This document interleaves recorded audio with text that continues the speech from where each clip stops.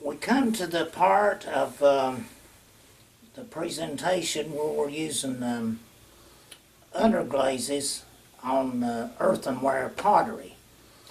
Now, earthenware, I should say, is a low-fired clay. It's fired at about 1800 degrees. And the designs I put on this earthenware are actually, they're called underglazes, but they are made out of different elements to get different colors. It's actually colored clays would be the best I could say about them. The underglazes come in little bottles, and you put that on there, and you fire them. Then you take it out, and in this case, I wanted to use a Crackled glaze on the pot. I put the clear glaze over the designs, and that was all fired. Let me back up. When you have raw clay, before you fire it, you must dry that clay until it's bone dry. And when it's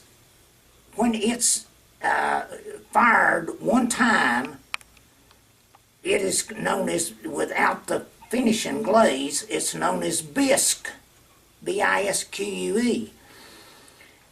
When it was bisque fired, and you do that with the underglaze, after you apply the underglaze, you fire it, and it becomes bisque. Then you can put an overglaze on it. In this instance, I put a clear glaze over the entire pot. And you'll notice that it's a Crackled glaze, that it looks like it's cracked all over. That glaze shrunk just enough to crack.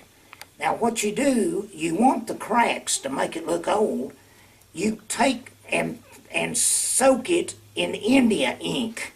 That is, you just put ink all over that thing and it'll run down in those cracks. Then you wipe off the ink and the cracks become black. But that's it's an earthenware jug because it's fired at about 1800 degrees. Later on, I'll be applying this same technique to stoneware glaze. Now, I ran into a lot of problems, which I'll explain as we go along, but most of my thesis was about how to apply underglazes on stoneware pottery.